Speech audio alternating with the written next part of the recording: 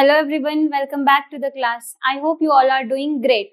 आज हम पढ़ने जा रहे हैं चैप्टर नंबर 3 का पार्ट 2। जिनके बुक में चैप्टर का नाम डिफरेंट है तो हम उनके लिए मैं बता दूं, हम पढ़ने जा रहे हैं अकाउंटिंग प्रिंसिपल्स और अकाउंटिंग स्टैंडर्ड्स।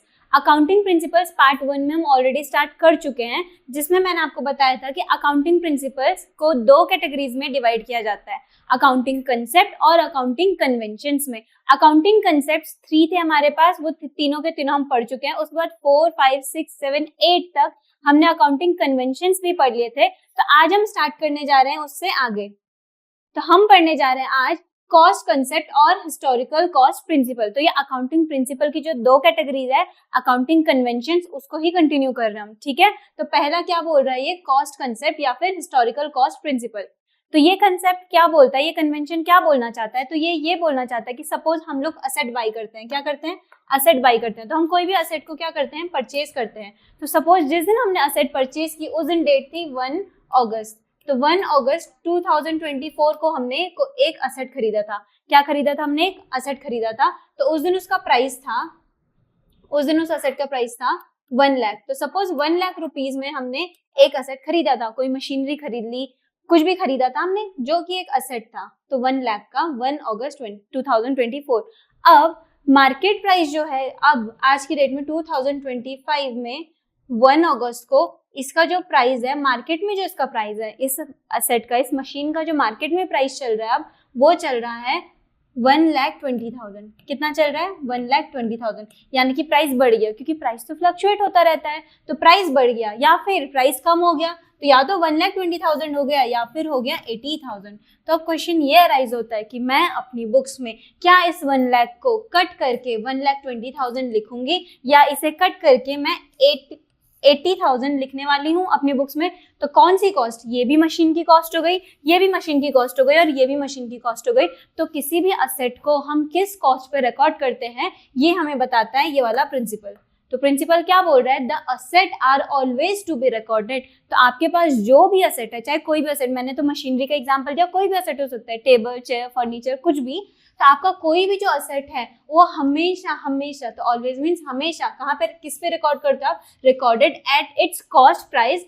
कॉस्ट प्राइस, तो अपने कॉस्ट प्राइस पे हमेशा। तो कॉस्ट प्राइस मतलब, मैंने आपको पहले ही बोला था, कॉस्ट मतलब होता है लागत। कॉस्ट मतलब क्या होता है? लागत। तो जितने में आपने खरीदी थी ना, आप अपनी किताबों में असेट को हमेशा उसी कॉस्ट पे दिखाओगे।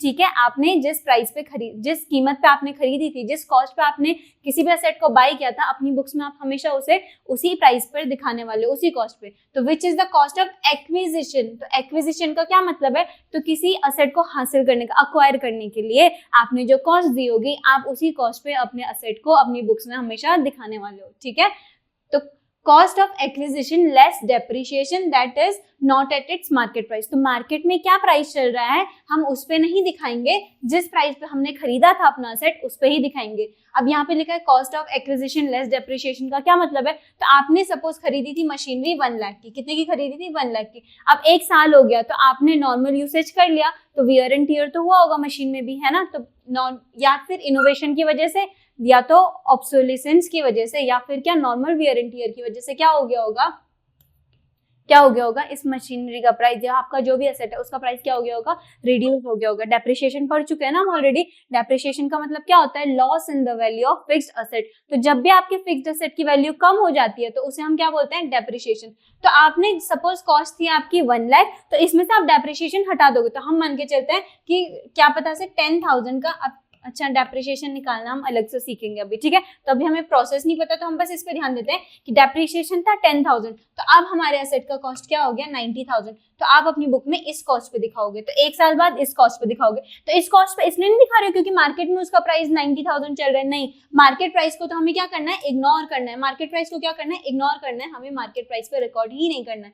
तो कॉस्ट कंसेप्ट और हिस्टोरिकल कॉस्ट प्रिंसिपल क्या बोलना चाह रहा है कि आप जो भी असेट खरीदते हो मार्केट में, फिर खरीदने के बाद मार्केट में उसका प्राइस ऊपर नीचे होता रहता है। तो मार्केट में कितना भी उसका प्राइस ऊपर नीचे हो, आपको हमेशा कॉस्ट पे ही दिखाना है, कॉस्ट आपने जितने पे अक्वायर किया था। और अगर आप वैल्यू को कम करके दिखाओगे भी, अगर फिक्स्ड एसेट है आपका, उसकी वैल्यू कम करोगे भी, तो किसकी वजह से करोगे? डेप्रिसिएशन की वजह से कम करोगे। मार्केट में प्राइस कम हुआ है इसलिए कम नहीं करोगे। ठीक है, और इसीलिए इसको क्या बोल रहे हैं? Historical cost. तो हिस्टोरिकल कॉस्ट मतलब जिस कॉस्ट पे आपने खरीदा था, तो हिस्टोरिकल कॉस्ट। ठीक है, तो आई होप ये वाला कन्वेंशन आपको क्लियर होगा। अब हम नेक्स्ट कन्वेंशन पे चलते हैं। तो नेक्स्ट कन्वेंशन क्या है हमारा, प्रूडेंस और कंजर्वेटिज्म प्रिंसिपल। तो प्रूडेंस या फिर कंजर्वेटिज्म का प्रिंसिपल, अब ये प्रिंसिपल क्या बोलता है। तो नेक्स्ट हम पढ़ रहे हैं क्या, हमारा जो नेक्स्ट अकाउंटिंग प्रिंसिपल है उसका नाम है प्रूडेंस और कंजर्वेटिज्म प्रिंसिपल। तो प्रूडेंस या फिर कंजर्वेटिज्म का प्रिंसिपल, तो ये प्रिंसिपल क्या बोलता है आपका। तो देखो ये प्रिंसिपल हम अपनी डेली लाइफ में भी यूज करते हैं। कैसे, देखो जब भी ना हम कोई जॉब लगने वाली होती है हमारी, ठीक है, हम इंटरव्यू देने जाते हैं और हमारा इंटरव्यू बहुत अच्छा जाता है, ठीक है, आपका इंटरव्यू क्या बहुत अच्छा गया, तो क्या आप घर आने के बाद अपने सारे फ्रेंड्स को, रिश्तेदारों को, सबको बताते हो अरे मेरा इंटरव्यू तो बहुत अच्छा गया, मेरा सिलेक्शन तो पक्का है, बताते हो आप लोग? नहीं बताते हो, है ना, नहीं बताते हो। क्यों? क्योंकि आप क्या बोलते हो, जब जॉब लग जाएगी तब बताने वाली बात अलग है। तब बताना तो पड़ेगा ही, क्योंकि अब जॉब लग चुकी है, आप जॉब पे जाओगे तब तो आपको बताना ही पड़ेगा। पर जब तक जॉब लगी नहीं, आप कितने भी श्योर क्यों ना हो, आप नहीं बताते हो। आप सिर्फ अपने मदर या फादर के अलावा उनको भी अगर इन केस आप उनसे सब कुछ शेयर करते हो तो बताओगे, यार हो सकता है आप उनको भी बस ये बोल दो कि हाँ अच्छा गया इंटरव्यू, बट बाकी तो रिजल्ट आने के बाद पता चलेगा। तो मैं बोलना क्या चाहती हूँ, हमारी लाइफ में जब भी कुछ अच्छी चीजें होने वाली होती है ना, जब भी क्या कोई अच्छी चीजें होने वाली होती हैं, तो हमें भले ही पता है अंदर से कि हाँ अच्छी चीज होने वाली है, हम वेट करते हैं पेशेंस के साथ, हम पहले ही सेलिब्रेट नहीं करते हैं। क्या नहीं करते हैं, पहले ही सेलिब्रेट नहीं करते हैं। ठीक है, अगर जिस दिन होगा हमें पता है होने वाला है अच्छी चीज, और जिस दिन हो गई उस दिन सेलिब्रेट भी कर लेंगे, पर हम पहले से ही तो सेलिब्रेट नहीं करते हैं, तो इसका मतलब आप क्या हो, प्रूडेंट हो, आप क्या हो, कंजर्वेटिव हो, क्योंकि आप पहले ही सेलिब्रेट नहीं कर रहे हो। तो प्रूडेंस या फिर कंजर्वेटिज्म का प्रिंसिपल भी यही कहता है। ठीक है, अब नेक्स्ट चीज, तो जब आप लोगों के एग्जाम आने वाले होते हैं तो आप लोगों को टेंशन होती है कि पढ़ना है क्योंकि एग्जाम आने वाला है, तो टेंशन पहले से होने लग जाती है। तो अब क्या आपको टेंशन हो रही है, या आप अपने फ्रेंड्स को नहीं बताते हो कि यार मुझे टेंशन हो रही है, पेपर आने वाले हैं, ये तो आप बता देते हो अपने फ्रेंड्स को, बता देते हो, बिल्कुल बिल्कुल बता देते हो। तो अपनी टेंशन तो हम लोग पहले ही, क्या हम अपनी टेंशन को तो पहले ही डिस्कस कर लेते हैं, लेकिन जो अच्छी बातें हैं हम उनको तब तक सीक्रेट रखते हैं जब तक वो हो ना जाए। तो यही प्रूडेंस या फिर कंजर्वेटिज्म का प्रिंसिपल है। ठीक है, तो अब क्या बोल रहा है प्रूडेंस या फिर कंजर्वेटिज्म का प्रिंसिपल, तो देखो ये बोल रहा है डू नॉट अकाउंट, अकाउंट मतलब रिकॉर्ड, तो आप मत रिकॉर्ड करो, क्या मत रिकॉर्ड करो, तो do not account anticipated profits. Anticipated का क्या मतलब है, तो एंटिसिपेटेड का मतलब है एस्टिमेटेड, एंटिसिपेटेड मतलब एस्टिमेटेड। तो ये क्या बोलना चाहता है कि आप अकाउंट मत करो, आप रिकॉर्ड मत करो एस्टिमेटेड प्रॉफिट्स। एस्टिमेटेड प्रॉफिट्स, अब बिजनेस के एंगल से सोचते हैं ना, तो बिजनेस को अगर कोई भी प्रॉफिट होने वाला होगा, ठीक है, बिजनेस को कोई भी प्रॉफिट होने वाला होगा, तो बिजनेस को हम बोलते हैं कि बिजनेस आपको प्रॉफिट होने वाला है ना, तो जब हो जाएगा तब रिकॉर्ड कर लेना। क्या, जब हो जाएगा तब रिकॉर्ड कर लेना, अभी से पहले ही मत करो रिकॉर्ड। ठीक है, क्योंकि अभी तो बस आपने अंदाजा लगाया कि मुझे प्रॉफिट होगा, और माना मत हुआ ही नहीं, और आपने अपनी बुक्स में दिखा दिया कि आपको प्रॉफिट हो रहा है। सोच के देखो ना, आपने अपनी बुक्स में दिखा दिया आपको प्रॉफिट हो रहा है, आपने उस पर टैक्स पे कर दिया, उस प्रॉफिट पे टैक्स देगा बिजनेस, टैक्स पे कर दिया, और टैक्स पे करने के बाद बिजनेस को पता चलता है क्या कि यार मुझे तो प्रॉफिट हुआ ही नहीं, तब क्या आप टैक्स अथॉरिटीज के पास जाकर ये बोलोगे कि मेरा टैक्स वापस कर दो क्योंकि मुझे प्रॉफिट हुआ ही नहीं, क्योंकि मैंने तो बस एंटिसिपेटेड प्रॉफिट लिखा था, और वो एंटिसिपेटेड प्रॉफिट तो फ्यूचर में हुआ ही नहीं, ऐसा नहीं बोलोगे आप। तो इसीलिए हम पहले से ही, तो जो ये प्रिंसिपल है ये यही बोल रहा है, प्रूडेंस या फिर कंजर्वेटिज्म का प्रिंसिपल हमको यही बता रहा है क्या, कि आप अकाउंट मत करो, आप रिकॉर्ड मत करो। क्या रिकॉर्ड मत करो, एंटिसिपेटेड प्रॉफिट्स। तो आपके जो एस्टिमेटेड अनुमानित प्रॉफिट्स हैं, जो आपको लग रहा है फ्यूचर में हो सकता है, आप उनको रिकॉर्ड मत करो, बट लेकिन प्रोवाइड फॉर, लेकिन आप प्रोवाइड फॉर का मतलब भी रिकॉर्ड है, लेकिन आप क्या रिकॉर्ड कर लो, ऑल पॉसिबल लॉसेस। तो आपको जो लगता है कि आपको ये लॉस हो सकता है, आप उनको रिकॉर्ड कर लो। क्या आपको लगता है जो लॉस हो सकता है आप उनको रिकॉर्ड कर लो, क्योंकि देखो प्रॉफिट के केस में क्या है, अगर आपको लगता है प्रॉफिट होने वाला है, ठीक है, आप उसको रिकॉर्ड नहीं करते हो, कल के दिन में प्रॉफिट होता है आपको, तो अच्छी बात है आप उसको रिकॉर्ड कर सकते हो। पर अगर सोच के देखो आपको कोई लॉस आपको लगता है होने वाला है,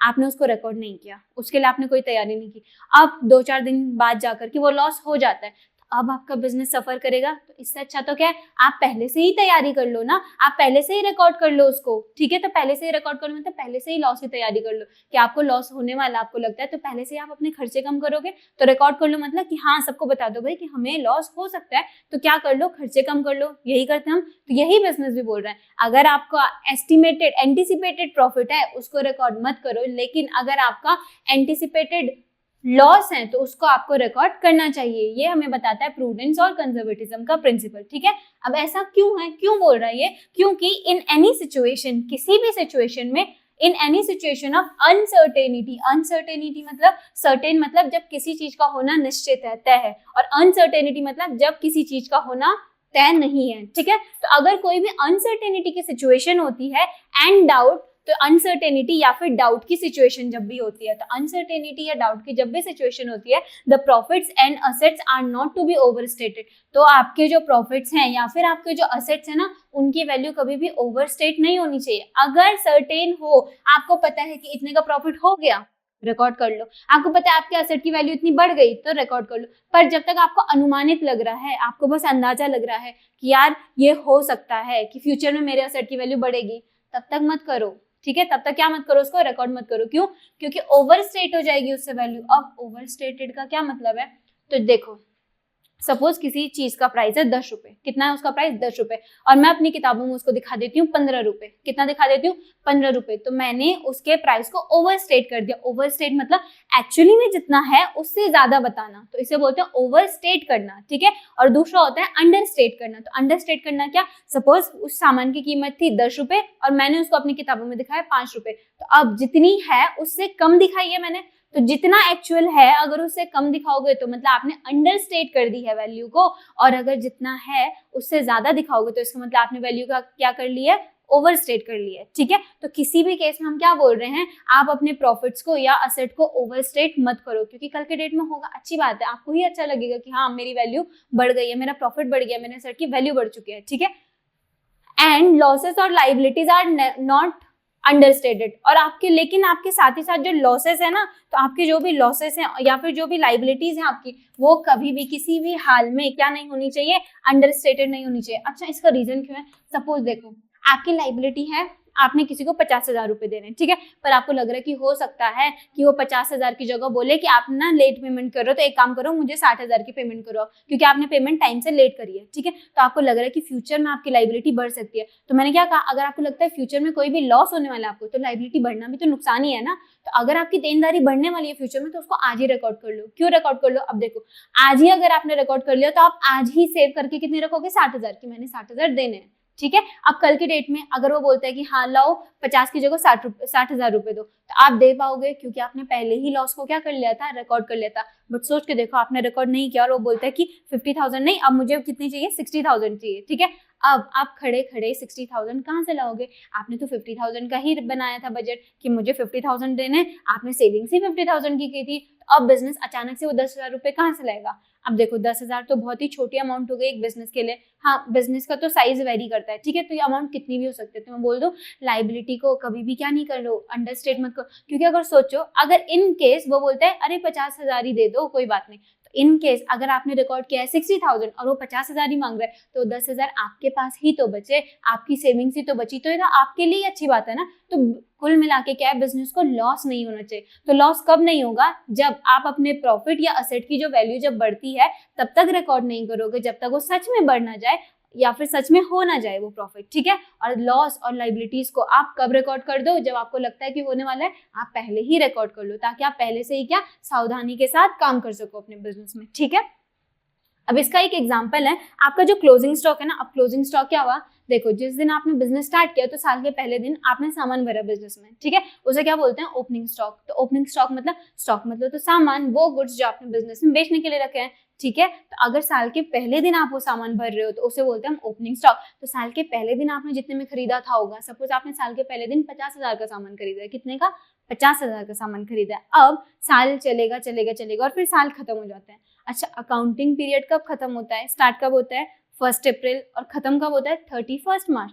तो 1 अप्रैल को आपने जो सामान भरा, जो स्टॉक भरा अपने बिजनेस में, आपके पास जो स्टॉक है बिजनेस में, उसे हम बोलते हैं ओपनिंग स्टॉक। क्या बोलते हैं, ओपनिंग स्टॉक, यानी कि आपका शुरुआती स्टॉक, ठीक है। और उसके बाद फिर आपका आता है क्या, क्लोजिंग स्टॉक। तो जब 31 मार्च आ जाएगा, तो 31 मार्च आते आते आपके बिजनेस में जितना सामान बचा है, जितना स्टॉक बचा है, जितने गुड्स बचे हैं, उसको हम बोल देंगे क्लोजिंग स्टॉक। उसको क्या बोल देंगे हम, क्लोजिंग स्टॉक। तो आपने सामान खरीदा था 50,000 का, फिर चलते चलते चलते चलते अब वो बन गया है क्लोजिंग स्टॉक, क्योंकि आपने खरीदे थे सपोज 100 डब्बे खरीदे थे, जिसमें से आपने 90 डब्बे बेच दिए और 10 डब्बे बचे हैं। किसी भी सामान के 10 डब्बे बचे आपके पास, ठीक है।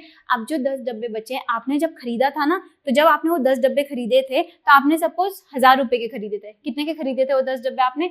1000 रुपए के, ठीक है। लेकिन अब मार्केट में ना, अब जब 31 मार्च वाला दिन आया, 1 अप्रैल को तो आपने 1000 रुपए में 10 डब्बे खरीदे थे, पर जब 31 मार्च वाला दिन आया तो उस दिन आपको पता चला कि मार्केट में उसकी जो प्राइस चल रही है ना वो है 2000 रुपए। उन 10 डब्बों के प्राइस कितना चल रहा है? 2000 रुपए चल रहा है। तो अब आप जब ये बेचोगे मार्केट में तो आपको 2000 रुपए ही मिलेंगे, है ना, क्योंकि जब बेचोगे तब तो आप ऐसे तो नहीं पुराने वाले प्राइस पे बेचोगे, नहीं, मार्केट में जो चल रहा होगा उसी पे बेचोगे अपना सामान। तो अब सवाल ये पूछ रहा है कि आप 2000 पे इसको रिकॉर्ड करोगे या फिर 1000 रुपए जितने में आपने खरीदा था। तो आप क्योंकि क्या हो, प्रूडेंट हो, आप कंजर्वेटिव हो यानी कि आप अपना प्रॉफिट या अपना फायदा पहले ही क्या नहीं करते हो, सेलिब्रेट नहीं करते हो। तो इसीलिए आपके जो क्लोजिंग स्टॉक की वैल्यू, आप बोल रहे मार्केट में प्राइस ज्यादा है, कोई बात नहीं, अच्छी बात है, ज्यादा में बिकेगा तो मेरा ही तो फायदा है, पर मैं रिकॉर्ड तो तब भी किस प्राइस पे करूंगा? तो रिकॉर्ड किस प्राइस पे करते हैं हम क्लोजिंग स्टॉक को? हमेशा कॉस्ट और मार्केट प्राइस। तो कॉस्ट और market price which ever is lower, तो कॉस्ट या फिर मार्केट प्राइस में से जो भी कम होगा ना, तो हो सकता है मार्केट प्राइस में वो उस डब्बे की कीमत 500 होगी तो आप 500 पे रिकॉर्ड करोगे। हमने तो सामान 1000 में खरीदा था, कोई बात नहीं, आप प्रूडेंट हो, कंजर्वेटिव हो, आपको अगर 1000 रुपए मिल गए उसके तो अच्छी बात है ना, आपके लिए अच्छा है। आप बोलोगे मैं फायदा बाद में रिकॉर्ड कर सकता हूँ, पर मैं नुकसान बाद में बेयर कैसे करूंगा? मुझे जब पता ही नहीं है कि मुझे इतने का नुकसान होना है, तो मैं पहले से ही मान के चल रहा हूँ कि 500 का मुझे नुकसान हो गया, ठीक है। तो कॉस्ट या फिर मार्केट वैल्यू जो भी लोअर होगी, तो दोनों में से जो भी कम होगी ना, आप उस पे अपने क्लोजिंग स्टॉक को अपनी किताबों में दर्शाओगे कि क्लोजिंग स्टॉक मेरे पास जो है उसकी वैल्यू इतनी है, ठीक है। तो आई होप प्रूडेंस और कंजर्वेटिज्म का प्रिंसिपल आपको क्लियर हुआ होगा। प्रूडेंस और कंजर्वेटिज्म क्या बोल रहे हैं कि प्रूडेंट रहो, कंजर्वेटिव रहो, प्रॉफिट या फिर असेट की वैल्यू आपकी बढ़ रही है तो उसको रिकॉर्ड मत करो जब तक कि असल में ऐसा हो ना जाए, और आपको लॉस या लाइबिलिटी लग रहा है आपको कि पॉसिबल है फ्यूचर में होने वाला है, तो उसको रिकॉर्ड कर लो। तो लॉस और लाइबिलिटीज को पहले ही रिकॉर्ड कर लो, प्रॉफिट और असेट की जो वैल्यू बढ़ रही है उसको पहले ही रिकॉर्ड मत करो। तो ये था प्रूडेंस और कंजर्वेटिज्म का प्रिंसिपल। अब हमारा नेक्स्ट प्रिंसिपल है मैचिंग प्रिंसिपल। क्या प्रिंसिपल है हमारा नेक्स्ट? Matching principal. तो मैचिंग प्रिंसिपल क्या बोलता है आपको? सपोज आपने कुछ सामान बनाया, क्या बनाया आपने? कुछ सामान बनाया, ठीक है, या फिर खरीदा। तो आपकी शर्ट की दुकान थी, आपने खरीदी है 500 शर्ट खरीदी आपने, नहीं, आपने 10 शर्ट खरीदी 500 रुपए की, ठीक है। तो ये आपका प्राइस है और ये आपने 10 शर्ट खरीदी है। तो आपने 10 शर्ट खरीदी कितने की? 500 रुपए की। तो मतलब आपने टोटल कितने रुपए का सामान खरीदा है? मैं बोल दूं 5000 रुपए का सामान खरीदा आपने, ठीक है। अब उस साल अब आपने जब इनको बेचा, इनको जब बेचा आपने इन शर्ट्स को बेचा, तो उसी साल नहीं बिकी ये शर्ट्स, ठीक है। ये 2024 की बात थी जब आपने खरीदा था। अब 2025 में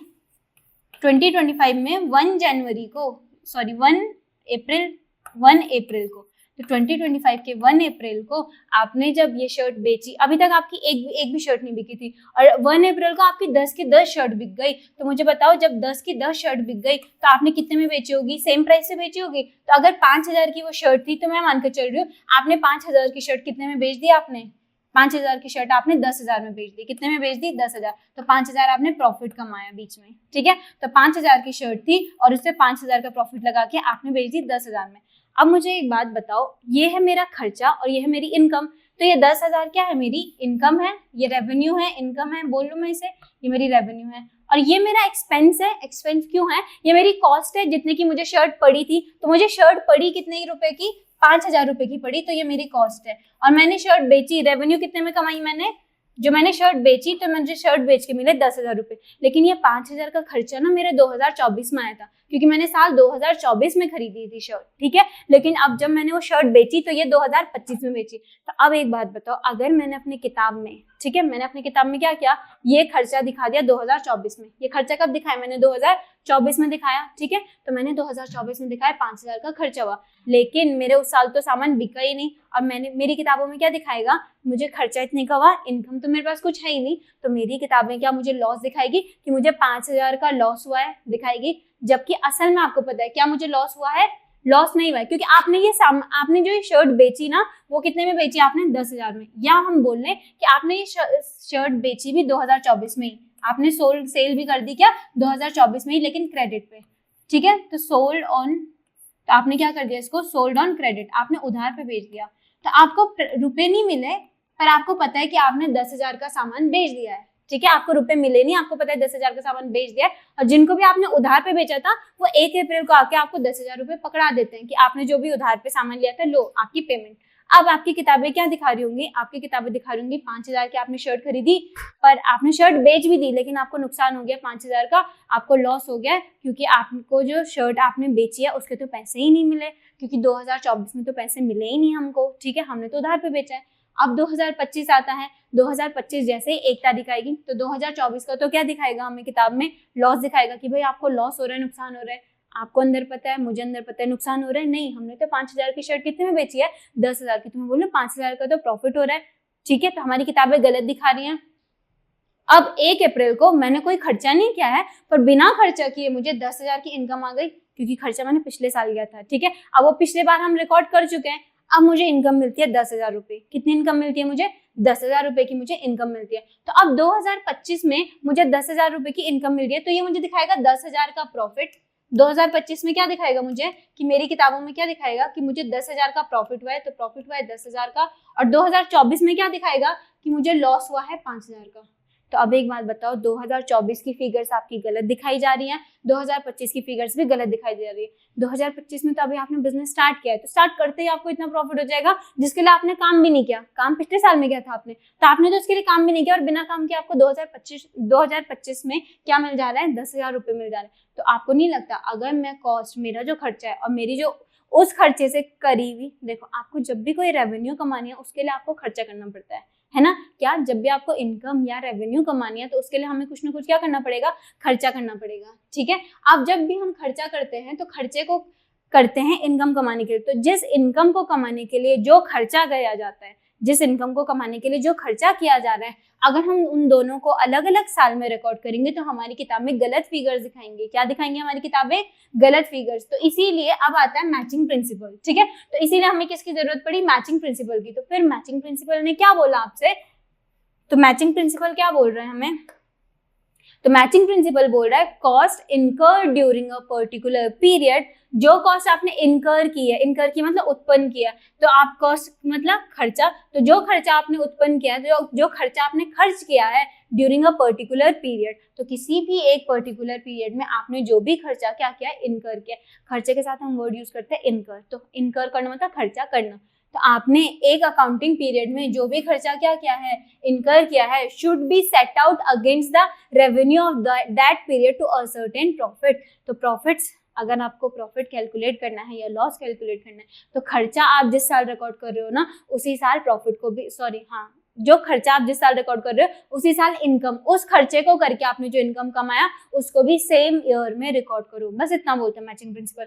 खर्चा अगर किसी इनकम को कमाने के लिए आप कर रहे हो, तो जिस साल में आप इनकम रिकॉर्ड करोगे उसी साल में खर्चा रिकॉर्ड करो, या जिस साल में आप खर्चा रिकॉर्ड करोगे उसी साल में इनकम भी रिकॉर्ड करो। क्यों, वरना हमारी किताबें गलत फिगर्स दिखाएंगी, ठीक है। तो सिंपल सी बात बोल रहा है कौन, matching principle. The expenses you incurred to earn a revenue, आपने किसी रेवेन्यू को कमाने के लिए, किसी इनकम को कमाने के लिए जो भी खर्चा क्या किया है, इनकर किया है, उत्पन्न किया, आपने जो भी खर्चा खर्च किया है, शुड बी रिकॉग्नाइज, तो उसको रिकॉग्नाइज कर लो मतलब रिकॉर्ड कर लो, रिकॉग्नाइज कर लो मतलब रिकॉर्ड कर लो। कब रिकॉर्ड कर लो, as expense in the same year, तो जिस साल में आप रेवेन्यू दिखा रहे हो उसी साल में उस रेवेन्यू को कमाने के लिए आपने जो खर्चा किया है उसको भी उसी साल दिखाओ। तो अगर मैं अपना 5,000 का खर्चा भी 2024 में दिखाती हूँ कि मैंने 5,000 का खर्चा किया, और मैं 2024 में ही इनकम भी दिखा देती हूँ कि मुझे इस 5,000 के खर्चा करने से 10,000 की क्या हुई है, इनकम हुई है, तो अब मेरी प्रॉफिट सही वैल्यू दिखाएगा। तो अब मेरा प्रॉफिट कितना निकल रहा है, 2024 में ही मेरा प्रॉफिट कितना निकल रहा है, 5,000 रुपए, जो कि सही फिगर्स है ना। तो ये सही फिगर कैसे मिली मुझे, जो मैंने खर्चा किया और उस खर्चे को करके जो रेवेन्यू कमाई, मैंने उन दोनों को सेम ईयर में ले लिया। क्या कर लिया, मैंने उन दोनों को सेम ईयर में ले लिया, ठीक है। तो यही बोलता है हमें मैचिंग प्रिंसिपल। तो आई होप मैचिंग प्रिंसिपल आपको क्लियर हो। Cost incurred during a particular period should be set out against the revenue of that period. तो set out मतलब 10,000 मैंने रेवेन्यू कमाया, 5,000 मेरा खर्चा था, 10,000 में से मैंने 5,000 माइनस कर दिया, तो इसे बोलते हैं मैंने सेट आउट कर दिया, ठीक है। तो इसे मतलब माइनस करने को, फॉर्मूला लगाने को, जो आपका क्या है प्रॉफिट का फॉर्मूला है उसको लगाने को बोल रहा है सेट आउट करना, ठीक है। ठीक है, तो आई होप मैचिंग प्रिंसिपल आपको क्लियर हो। अब हम नेक्स्ट प्रिंसिपल पर चलते हैं, जो है डुअल एस्पेक्ट कंसेप्ट, या फिर इसे डुअलिटी का प्रिंसिपल भी बोलते हैं। क्या है हमारे प्रिंसिपल का नाम? डुअल एस्पेक्ट कंसेप्ट और डुअलिटी प्रिंसिपल। आपने ये वर्ड हो सकता है पहले भी सुना हो और नहीं भी सुना हो, तो अब सुन लो। डुअल एस्पेक्ट, एस्पेक्ट मतलब क्या बोलना चाह रहे हैं कि दो एस्पेक्ट्स हैं किसी भी चीज के, तो एस्पेक्ट्स मतलब होता है पहलू। क्या? दो पहलू। तो डुअल एस्पेक्ट्स मतलब दो पहलू, ठीक है। तो दो पहलू का कंसेप्ट क्या बोलना चाह रहे हैं हमें? Every transaction has two aspects. तो आपकी जो भी ट्रांजैक्शन होती है, ट्रांजैक्शन तो अब तक आपको पता चल चुका है ट्रांजैक्शन क्या होती है। तो आपकी जो कोई भी ट्रांजैक्शन होती है उसके हमेशा दो एस्पेक्ट्स होते हैं, दो साइड्स होती हैं, दो पहलू होते हैं। तो हर एक ट्रांजैक्शन के हमेशा दो पहलू होते हैं। क्या क्या? One aspect of a transaction is debited while the other is credited. तो जो ये दो पहलू होते हैं उनमें से एक पहलू को हम बोलते हैं डेबिट। क्या बोलते हैं उसमें से एक पहलू को? डेबिट। और दूसरे पहलू को बोलते हैं हम क्रेडिट, ठीक है। तो ये दो पहलू, तो कोई भी ट्रांजैक्शन है उसके दो पहलू होंगे, या तो वो डेबिट होगी या तो क्रेडिट होगी, वो डेबिट होगी या क्रेडिट होगी, पर ये दोनों होगा, ठीक है। तो हर एक ट्रांजैक्शन के दो पहलू हैं, डेबिट और क्रेडिट। तो अगर आप उसे डेबिट कर रहे हो तो बोलेंगे डेबिटेड, और अगर आप उसे क्रेडिट कर रहे हो तो बोलेंगे क्रेडिटेड। अभी यहाँ पर इसमें ज्यादा दिमाग नहीं लगाना आपको बस इतना समझना है कि एक ट्रांजैक्शन के दो पहलू होते हैं, हर एक ट्रांजैक्शन के दो पहलू होते हैं। एक होता है डेबिट, एक होता है क्रेडिट। जिसे हम डेबिट करते हैं जिस पहलू को, उसे हम बोलते हैं डेबिटेड, और जिस पहलू को हम क्रेडिट करते हैं उसे हम बोलते हैं क्रेडिटेड। इस पे डिटेल में हम पूरा का पूरा चैप्टर पढ़ने वाले हैं। क्या? इस प्रिंसिपल पे हम डिटेल में पूरा का पूरा चैप्टर पढ़ने वाले हैं, ठीक है। तो इसके लिए अभी इस पे टेंशन नहीं लेनी है, अभी बस इतना समझना है हर एक ट्रांजैक्शन के दो पहलू हैं, डेबिट और क्रेडिट, ठीक है। बस इतना ही, बात खत्म। डुअलिटी का प्रिंसिपल, डुअल एस्पेक्ट कंसेप्ट हमारा यहीं पे हो जाता है खत्म। अब हम नेक्स्ट प्रिंसिपल पढ़ते हैं। तो नेक्स्ट प्रिंसिपल है रेवेन्यू रिकॉग्निशन कंसेप्ट। तो रेवेन्यू को कब रिकॉग्नाइज करना है? तो रेवेन्यू रिकॉग्निशन कंसेप्ट। तो रेवेन्यू रिकॉग्निशन कंसेप्ट क्या बोलना चाह रहा है आपको? तो देखो, आपने 1 अगस्त को सामान बेचा, आपने 1 अगस्त को सामान बेचा, तो आपने सामान बेचा 1 अगस्त को, सोल्ड गुड्स। तो सोल्ड गुड्स, आपने सामान बेचा 1 अगस्त को, वर्थ, तो कितने रुपीस का सामान बेचा आपने 1 अगस्त को? तो सपोज आपने 1 अगस्त को बेचा सामान कितने का? 10,000। तो 10,000 का सामान बेचा आपने 1 अगस्त को ऑन क्रेडिट। लेकिन ये कैसा बेचा आपने? क्रेडिट, उधार पे बेचा आपने, ठीक है। और 31 अगस्त को, क्या 31 अगस्त को आपको पेमेंट मिल गई। आपको क्या मिल गई? पेमेंट। तो रिसीव्ड रुपीज 10,000। तो आपने जो 10,000 का सामान उधार में बेचा था, 31 अगस्त को आपको उसका क्या मिल गया? वापस मिल गया, वो उसकी पेमेंट मिल गई। अब क्वेश्चन ये है कि आप अपनी किताबों में अपनी जो इनकम रेवेन्यू रिकॉर्ड करोगे, 10,000 का रेवेन्यू रिकॉर्ड करोगे आप अपनी किताब में, 1 अगस्त को करोगे या फिर 31 अगस्त को करोगे, ठीक है। तो मैं बोल रही हूँ कहीं ना कहीं आपको नहीं लग रहा ये अक्रूवल बेसिस कंसेप्ट जो पढ़ा था आपने उसकी तरह है? तो बिल्कुल रेवेन्यू रिकॉग्निशन का जो कंसेप्ट है ना, जो अक्रूवल बेसिस का कंसेप्ट पढ़ा था ना आपने, अकाउंटिंग कंसेप्ट में अक्रूवल बेसिस पढ़ा था हमने थर्ड वाला, ये उसका ही आप बोलो ये छोटा भाई है उसका, ठीक है। क्यों? अक्रूवल बेसिस हमें बोलता है रेवेन्यू को कब रिकॉर्ड करना है ऐसे केस में, और ऐसे केस में अगर कॉस्ट है तो उसको कब रिकॉर्ड करना है। तो वो दो चीजें कवर करता है कि खर्चा कब दिखाना है अपनी किताबों में और रेवेन्यू कब दिखाना है। जबकि रेवेन्यू रिकॉग्निशन कंसेप्ट सिर्फ और सिर्फ रेवेन्यू के बारे में बोलता है, ये खर्चे के बारे में नहीं बोलता है। तो बोलते दोनों सेम चीजें हैं, पर बस अंतर कितना है, अक्रूवल बेसिस खर्चे के लिए भी बोलता है, रेवेन्यू के लिए भी बोलता है, जबकि रेवेन्यू रिकॉग्निशन का जो कंसेप्ट है वो सिर्फ और सिर्फ रेवेन्यू के लिए बोलता है। तो हम तो ये ऑलरेडी पढ़ चुके हैं। हमने क्या बोला था कि फर्क नहीं पड़ता आपको रिसीव कब हो रहा है, क्या फर्क नहीं पड़ता आपको रिसीव कब हो रहा है, जिस दिन आपने रेवेन्यू क्या कर दिया, अक्रू कर दी, तो इसी दिन अक्रू कर दिया मतलब आपका right to receive 10,000 rupees establish हो गया, मतलब आपने अक्रू कर दी, आपने काम कर लिया ना, मेहनत कर लिया आपने 10,000 रुपए कमाने के लिए, है ना, आपकी तरफ से तो हो गया, तो मतलब आपने अक्रू कर दी। तो जिस दिन आप अक्रू करते हो, जिस दिन आप अर्न करते हो इनकम को या रेवेन्यू को, उस दिन आप रिकॉर्ड कर दोगे। तो यही अक्रूवल का जो कंसेप्ट है वो भी बोलता है, और यही रेवेन्यू रिकॉग्निशन का जो कंसेप्ट है वो भी बोलता है। तो देखो क्या बोल रहा है, revenue is recognised in the period. तो रेवेन्यू को किस पीरियड में, मतलब पीरियड से बोलना चाहता है अकाउंटिंग पीरियड, ठीक है। अकाउंटिंग पीरियड कब से होता है? 1 अप्रैल से 31 मार्च। तो किस पीरियड में हम रेवेन्यू को रिकॉग्नाइज करेंगे? रिकॉग्नाइज करना मतलब रिकॉर्ड करना। तो रेवेन्यू को रिकॉर्ड कौन से पीरियड में करोगे आप? In which it is earned irrespective. तो जब भी आप रेवेन्यू को कमाओगे, अर्न करोगे, उसी पीरियड में आप उसको रिकॉर्ड करोगे इररिस्पेक्टिव, इससे फर्क नहीं पड़ता। Irrespective of the fact that, इस फैक्ट से कोई भी फर्क नहीं पड़ता वेदर इट इज रिसीव्ड और नॉट ड्यूरिंग दैट पीरियड, कि इसी पीरियड में वो रिसीव भी हुआ है या नहीं। अगर 2024 में आपने सामान बेचा, तो हमने शर्ट बेची थी ना, 5,000 रुपए की शर्ट बेची थी 10,000 में, तो 10,000 की इनकम रेवेन्यू हम 2024 में रिकॉर्ड कर रहे हैं 2025 में, तो वो बोल रहा है आपने कमा ली, शर्ट तो बेच ली आपने, तो 2024 में अगर शर्ट बेची है मतलब आपने इनकम अक्रू कर दी है, इनकम कमाई तो हो गई है ना आपकी। अब वो जब भी इंसान सामने वाला देगा आपको, वो तो कैश देगा तब, पर कमाई तो हो चुकी है आपकी, ठीक है। तो यही बोल रहे हैं कि कैश आपको जब भी रिसीव हो, बस जिस टाइम आपने, जिस साल आपने क्या कर लिया है, कमाई कर लिया, या जिस दिन आपने इनकम अक्रू कर लिया है, आप उसी दिन इसको क्या कर लो, रिकॉर्ड कर लो अपनी किताबों में। तो ये सिंपल सा कंसेप्ट था, क्या, रेवेन्यू रिकॉग्निशन का कंसेप्ट, ठीक है। आई होप ये कंसेप्ट आपको क्लियर होगा।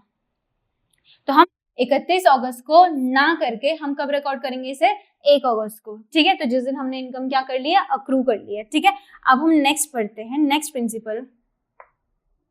तो हमारा नेक्स्ट प्रिंसिपल क्या बोल रहा है, वेरीफाइएबल ऑब्जेक्टिव कंसेप्ट। क्या बोल रहा है, वेरीफाइएबल ऑब्जेक्टिव कंसेप्ट। अच्छा सोच के देखो, अगर ना आपको खर्चे करने के लिए आपकी मम्मी पापा आपको देते हैं 5,000 रुपए, कितने रुपए देते हैं, 5,000 रुपए, और बोलते हैं जाओ शॉपिंग करके आओ।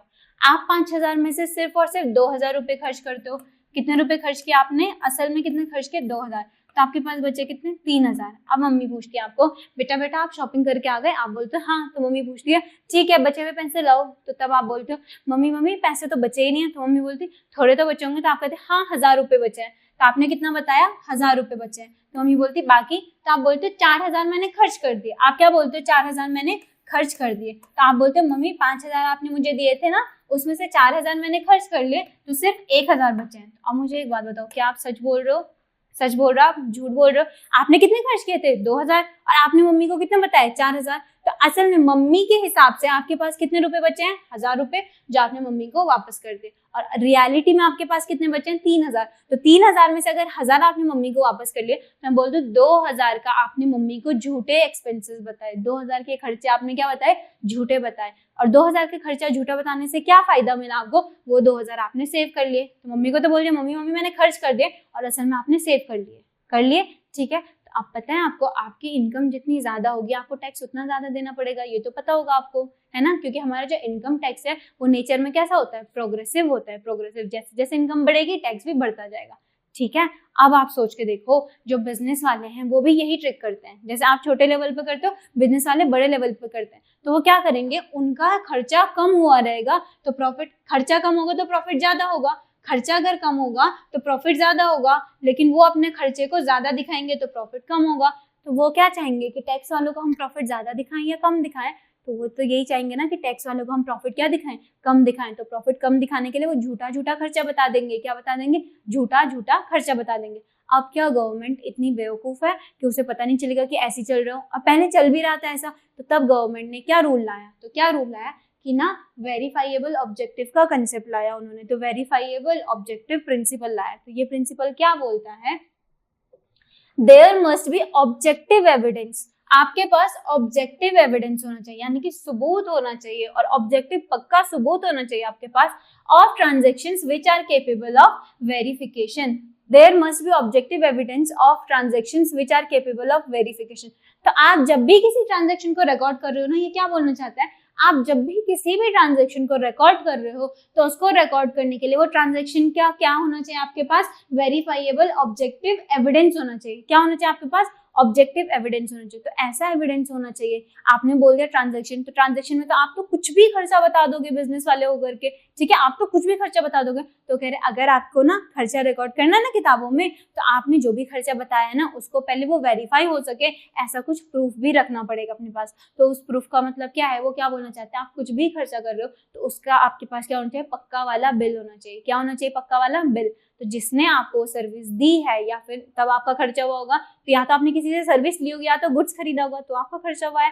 तो बोल रहा है बिजनेस आपको अपनी किताबों में दिखाना है कि हाँ ये ट्रांजैक्शन मेरे खर्चे की ट्रांजैक्शन है, इसको रिकॉर्ड करना है आपको अपनी किताबों में। तो एक काम करो ना, पहले बिल लेके आओ, तो ऐसा बिल जो पक्का हो, ठीक है, ऐसा वो डुप्लीकेट बिल बना के देते ना हाथ से बना के, वाला नहीं, कंप्यूटराइज पक्का बिल, ठीक है, जिसमें क्या हो, इनवॉइस नंबर, जीएसटी नंबर सब कुछ हो। तो बोलते हैं आप ऐसा बिल, पक्का बिल अगर आपके पास है तो ही उस ट्रांजैक्शन को रिकॉर्ड कर सकते हो। इसके अलावा अगर आप खर्चा कर रहे हो ना, तो भाई हम उसको नहीं मानेंगे कि आपका खर्चा है, ठीक है। तो गवर्नमेंट ने ऐसा बोला, तो फिर क्या प्रिंसिपल बन गया, वेरीफाइएबल ऑब्जेक्टिव प्रिंसिपल। तो ये क्या बोलता है, ट्रांजेक्शन, किसी भी ट्रांजेक्शन को आप तभी रिकॉर्ड करो जब आप उसको प्रूफ करने का सबूत हो आपके पास। तो उसको प्रूफ करने लायक सबूत हो कि हाँ मैंने जो भी ट्रांजेक्शन रिकॉर्ड किया ना ये सही है, इसकी फिगर सही है, इसकी अमाउंट सही है, मैंने कुछ भी गलत नहीं दिखाया, ठीक है। तो यही बोलता है हमारा कौन सा प्रिंसिपल, वेरीफाइएबल ऑब्जेक्टिव प्रिंसिपल, या बोल लो वेरीफाइएबल ऑब्जेक्टिव कंसेप्ट।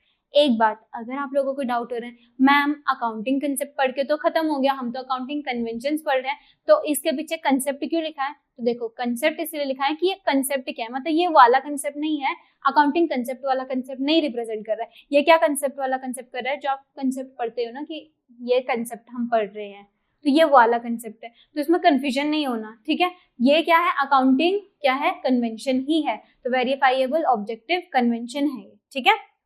अब हमारा वेरीफाइएबल ऑब्जेक्टिव कंसेप्ट तो क्लियर हुआ। अब हम नेक्स्ट पढ़ते हैं, वो क्या है, रियलाइजेशन प्रिंसिपल। क्या है, रियलाइजेशन प्रिंसिपल। रियलाइजेशन प्रिंसिपल क्या बोलता है, तो मैंने आपको बोला था ना फर्स्ट एग्जांपल क्या दिया था मैंने आपको कि 1 लाख की हमने क्या खरीदा था, असेट खरीदा था, मशीनरी खरीदी थी। तो मैंने कहा था उसको जो असेट की जो वैल्यू थी ना वो मार्केट में 1,20,000 हो गई, 1 साल बाद 1,20,000 हो गई मार्केट में, या फिर मैं बोल दूं कितनी हो गई, 70,000 हो गई मार्केट में, ठीक है। तो ये बोल रहे हैं कि आप अब जब असेट को आप बेच रहे हो, आप जब असेट को क्या करो, बेच रहे हो, तो असेट की मार्केट प्राइस का मतलब समझ रहे हो। इसी असेट को अगर मैं मार्केट में बेचने जाऊंगी, तो अगर मैं मार्केट में बेचने जाऊंगी तो उसका प्राइस चल रहा है 1,20,000, तो मुझे कितने रुपए मिलेंगे, 1,20,000। तो अब ये बोल रहा है, आपने बोला था ना कि असेट को जब भी आप खरीदते हो तो हिस्टोरिकल कॉस्ट पे रिकॉर्ड करो, आपने जितने में अक्वायर किया था वो असेट उस कॉस्ट पे रिकॉर्ड करो। तो ये बोल रहा था जब मैं असेट बेचूंगी या बेचूंगा,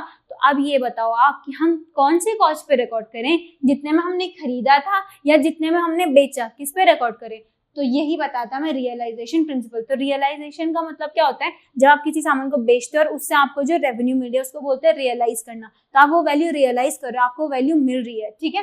तो मार्केट प्राइस और realisable price is recorded in the books only when the asset is actually sold. तो ये क्या बोल रहा है, ये क्या है, मार्केट प्राइस है। तो ये बोल रहा है अगर आप जिस दिन सेल कर रहे हो, असल में आप क्या कर रहे हो, जिस दिन बेच रहे हो, तो उस दिन अगर उस असेट की कीमत 1,20,000 है, तो जिस दिन आपने बेची ना वो असेट को बेचा और उस दिन उसकी कीमत थी 1,20,000, तो अब आप अपनी किताबों में दिखा सकते हो कि आपके असेट की वैल्यू क्या है, 1,20,000। तो अब आप 1,20,000 दिखा सकते हो। वरना मैंने बोला ना आगे पीछे अगर देखो आप असेट को बेच नहीं रहे हो और मार्केट में उसकी वैल्यू चल रही है 1,20,000, तो अपनी किताबों में काट करके दिखाओगे 1,20,000, 1 लाख को काट के दिखाओगे, नहीं दिखाओगे। तो क्या बोल रहा है, आप मार्केट प्राइस सिर्फ और सिर्फ मार्केट प्राइस अपनी किताबों में कब दिखाओगे किसी भी असेट का, तो जब आप किसी भी असेट को बेचते हो तब आप उसका मार्केट प्राइस अपनी किताबों में दिखाओगे। तो अगर आपने असेट बेचा 70,000 में, तो आप अब अपनी किताबों में भी 70,000 दिखाओगे उस असेट की कीमत। अगर आपने बेचा 1,20,000 रुपए में, तो अब आप अपनी किताब में उसकी कीमत 1,20,000 दिखाओगे। कब, अब कब, जब आपने उस असेट को असल में बेचा, जब आपने सचमुच बेचा और उससे मिलने वाला प्राइस। तो उससे मिलने वाला प्राइस को हम रियलाइजेबल प्राइस बोलते हैं। तो मैं ये बोल रहा हूँ मार्केट में जो प्राइस चल रहा होगा उसी पे तो बेचोगे ना, उससे कम में बेचने के लिए ऐसे बेवकूफ थोड़े ना आप कि मार्केट में प्राइस चल रहा है ज्यादा और आप कम में बेच करके अपना नुकसान करा के आ जाओ, है ना। तो मार्केट प्राइस और रियलाइजेबल प्राइस समझ आए आपको। तो सिंपल सी बात है कि वो ये बोलना चाहता है कि असेट को मार्केट प्राइस या फिर रियलाइजेबल प्राइस पे कब रिकॉर्ड करेंगे। तो क्या बोल रहा है वो, मार्केट प्राइस और realisable price is recorded in the books only when the asset is actually sold. जब आप असेट को असल में बेच रहे हो सिर्फ उस टाइम पे आप अपनी किताब में क्या दिखाओगे, मार्केट प्राइस या फिर रियलाइजेबल प्राइस, किसका, असेट का, ठीक है।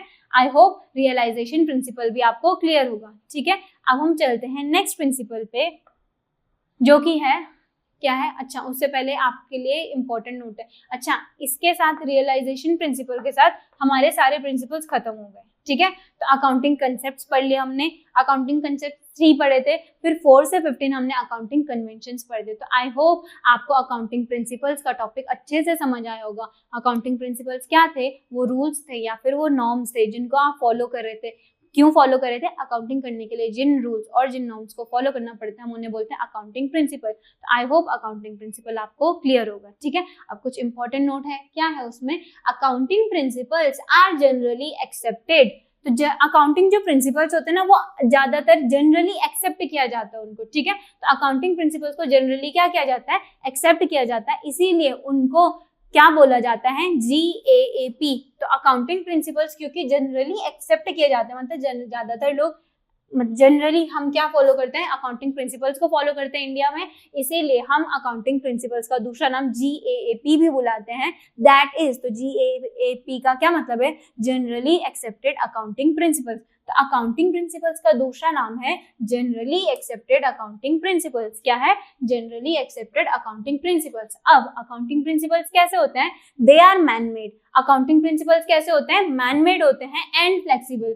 तो आपको जो अकाउंटिंग प्रिंसिपल्स हैं वो मैन मेड है और फ्लेक्सिबल है। आपने पढ़ा होगा ना, आपको पहले अकाउंटिंग प्रिंसिपल दिया, फिर उसी का क्या दे दिया आपको कि एक्सेप्टेंस बोल रहे क्या बोलते हैं उसे, मतलब आपको प्रिंसिपल दिया है और फिर आपको बोल दिया एक्सेप्शन भी दे दिया। तो एक प्रिंसिपल कुछ और बोल रहा है और दूसरा प्रिंसिपल उसका एक्सेप्शन भी दे रहा है। या तो जैसे आपने वाले देखा था जिसमें क्या बोला था, मतलब हमने काफी सारे पढ़े ना, मटेरियलिटी वाला जो हमने पढ़ा, मैंने क्या बोला, ये एक्सेप्शन है किस वाले का, फुल डिस्क्लोजर प्रिंसिपल का। तो अकाउंटिंग प्रिंसिपल खुद ही प्रिंसिपल भी बता रहा है और खुद ही एक्सेप्शन भी दे रहा है कि अच्छा ठीक है, अगर आपको ऐसे नहीं करना तो आप ऐसे भी कर सकते हो, ठीक है। तो इसीलिए अकाउंटिंग प्रिंसिपल कैसे हैं, फ्लेक्सिबल है। कैसे हैं अकाउंटिंग प्रिंसिपल्स, फ्लेक्सिबल। तो आई होप अकाउंटिंग प्रिंसिपल आपको अब क्लियर हो चुका होगा, ठीक है।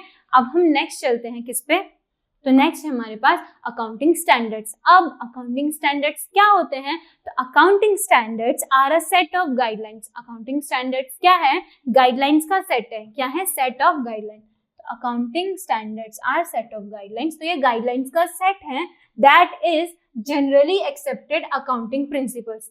तो ये वो जनरली एक्सेप्टेड अकाउंटिंग प्रिंसिपल्स हैं जिन्हें की इश्यू किया गया है, किसने, by the accounting body of the country. तो किसी भी कंट्री की जो अकाउंटिंग बॉडी है, मतलब वो बॉडी जो अकाउंटिंग को क्या कर रही है, रेगुलेट कर रही है किसी भी कंट्री में। तो अगर किसी भी कंट्री की जो अकाउंटिंग बॉडी है, हमारे इंडिया में कौन सी है वो body, the institute of chartered accountants of India.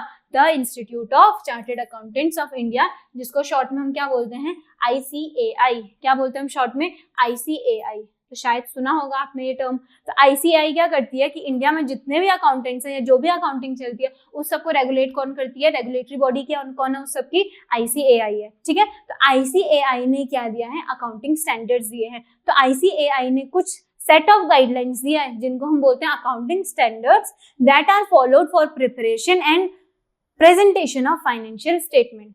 तो अकाउंटिंग स्टैंडर्ड्स क्यों यूज किए जाते हैं, क्यों फॉलो करते हैं उनको, ताकि आप प्रिपेयर करो या फिर प्रेजेंट करो। तो किसे, फाइनेंशियल स्टेटमेंट्स। फाइनेंशियल स्टेटमेंट्स मतलब मैंने आपको बोला था अकाउंटिंग इंफॉर्मेशन जो होती है वो फाइनेंशियल स्टेटमेंट्स के रूप में होती है, ठीक है। तो अकाउंटिंग स्टैंडर्ड हुआ क्या, तो पूछो मैम ये वो गाइडलाइंस हैं। तो बेसिकली मैं बोल दूं फाइनेंशियल स्टेटमेंट को प्रिपेयर और प्रेजेंट करने के लिए हम जिन्हें यूज कर रहे हैं, तो बेसिकली मैं बोल दूं कि मैम ये तो अकाउंटिंग प्रिंसिपल की तरह ही हो गए ना।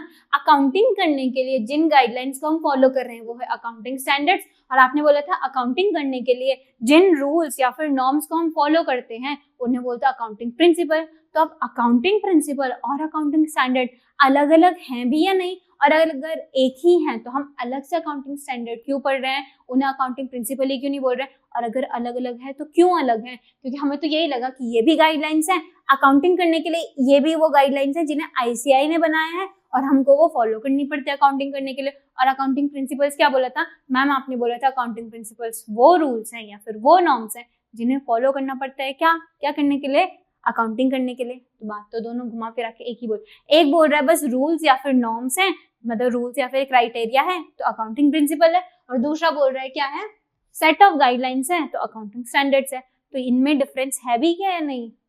तो पहली बात तो डिफरेंस है डिफरेंस। क्यों है डिफरेंस, अच्छा अगर डिफरेंस नहीं होता तो हम अलग अलग पढ़ते ही क्यों, मैं आपको वहीं पे बोल देती ना कि अकाउंटिंग प्रिंसिपल्स को अकाउंटिंग स्टैंडर्ड्स भी बोलते हैं, है ना। तो अब अकाउंटिंग स्टैंडर्ड्स से अकाउंटिंग प्रिंसिपल से अलग क्यों, अकाउंटिंग स्टैंडर्ड्स हैं क्या ये तो मैं आपको बता चुकी हूँ, ये डेफिनेशन मैं आपको समझा चुकी हूँ, but accounting standards accounting principle से अलग कैसे हैं वो अब मैं आपको बताती हूँ। तो आपके एग्जाम में अगर अकाउंटिंग स्टैंडर्ड्स पूछता है तो ये डेफिनेशन लिखनी है आपको। अब जो मैं एक्सप्लेन करने जा रही हूँ वो एग्जाम में नहीं लिखना, वो बस आपको समझाने के लिए। तो अब accounting standards, how are accounting standards different from accounting principles. तो अकाउंटिंग स्टैंडर्ड्स अकाउंटिंग प्रिंसिपल से अलग कैसे हैं, तो कैसे हैं, तो देखो, accounting principles are the fundamental concepts that guide accounting. वो फंडामेंटल कंसेप्ट जो अकाउंटिंग को गाइड करते हैं कि हाँ इस तरीके से होनी चाहिए अकाउंटिंग, उन्हें हम बोलते हैं क्या, अकाउंटिंग प्रिंसिपल्स। तो मैं बोलूँ think of them as the what and why behind the rules. अगर कोई भी रूल है तो उसके पीछे क्यों है, ठीक है, क्यों है मतलब व्हाई, और क्या है, तो रूल क्या है और क्यों है ये हमें बताता है अकाउंटिंग प्रिंसिपल। अकाउंटिंग प्रिंसिपल्स और अकाउंटिंग स्टैंडर्ड दोनों रूल की ही बात कर रहे होते हैं, बट अकाउंटिंग प्रिंसिपल्स हमें क्या बताता है कि रूल क्या है और रूल क्यों है। तो मैंने क्या बोला, आप अकाउंटिंग प्रिंसिपल्स को कैसे सोचो, think about them as what, क्या है और क्यों है। तो क्या है और क्यों है आपको जो बताते हैं उन्हें हम बोलते हैं accounting principles. They are broad ideas, ये ब्रॉड आइडियाज होते हैं। तो अकाउंटिंग प्रिंसिपल आपको क्या बोल रहे हैं, क्या है और क्यों है, ये कौन बता रहा है आपको, अकाउंटिंग प्रिंसिपल्स, ठीक है। अब इसका मैं एक एग्जांपल देती हूँ आपको। सपोज आपको क्या करना है, सेविंग्स करनी है। क्यों सेविंग्स करनी है, आपने ना अगले हफ्ते आपके स्कूल में जा रहा है पिकनिक पे जा रहे हो आप, ठीक है।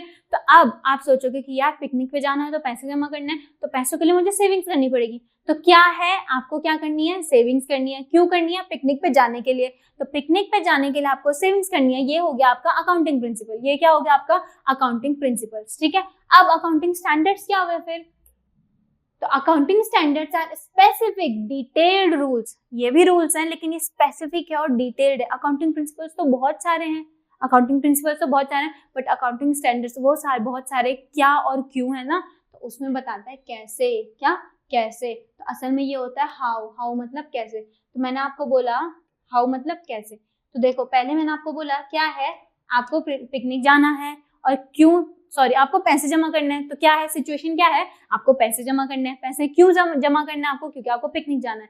तो ये बात हो गई आपके अकाउंटिंग प्रिंसिपल। पर अब सवाल ये आता है, मैम पैसे जमा करूं कैसे, सेविंग्स करूं तो करूं कैसे, मम्मी से मांगू, पापा से मांगू, या क्या करूं, मतलब कुछ काम करके अर्न करूं, सेविंग्स करूं कैसे।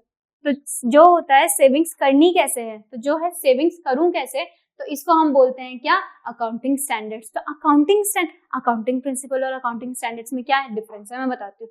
अकाउंटिंग प्रिंसिपल्स आपको बताता है क्या करना है और क्यों करना है।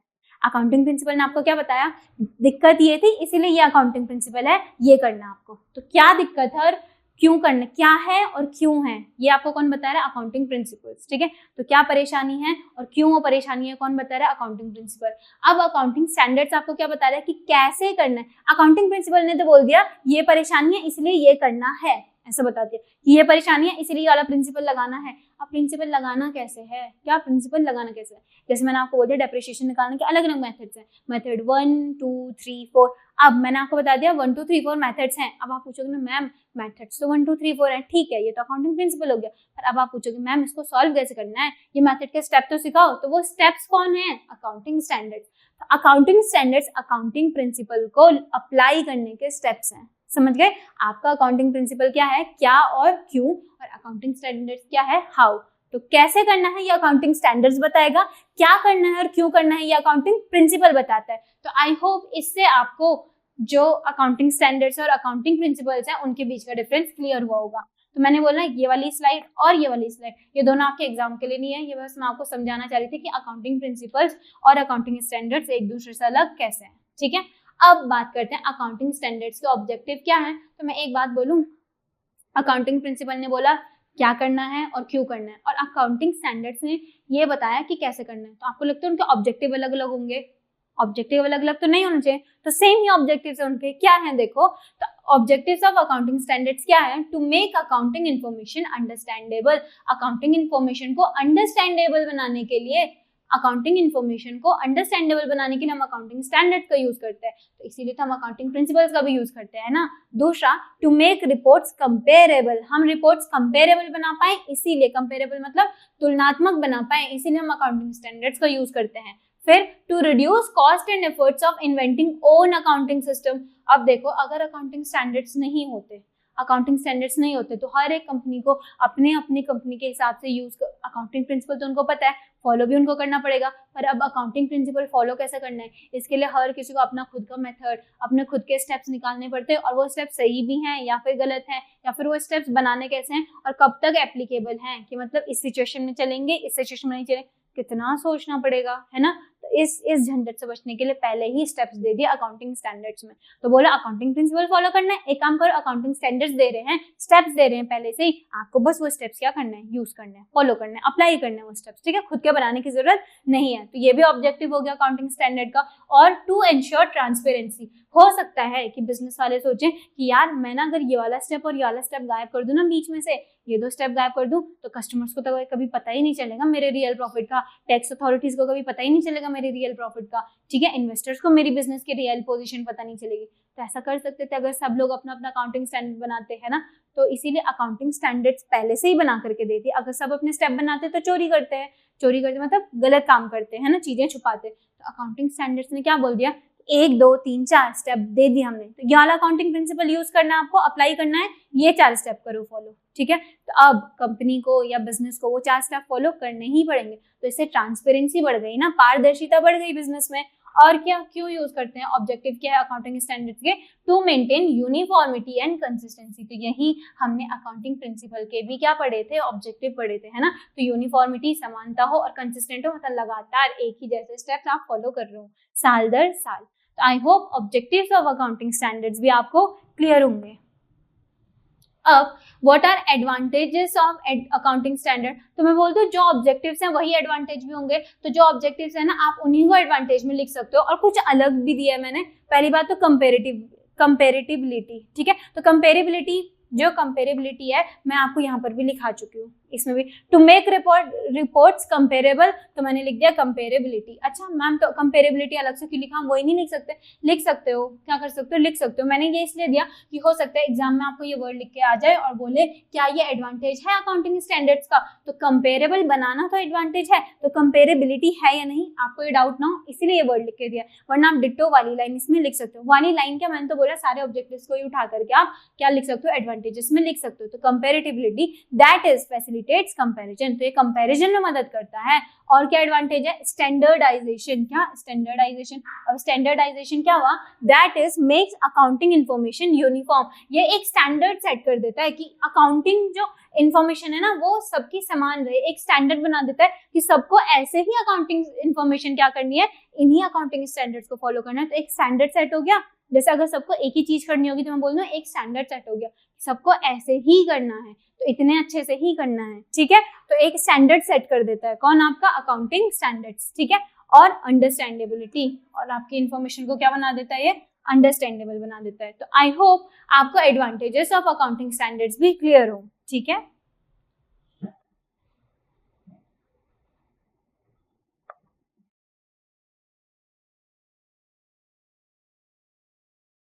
अब मैं आप लोगों को एक बात डिस्कस करती हूँ आप लोगों से।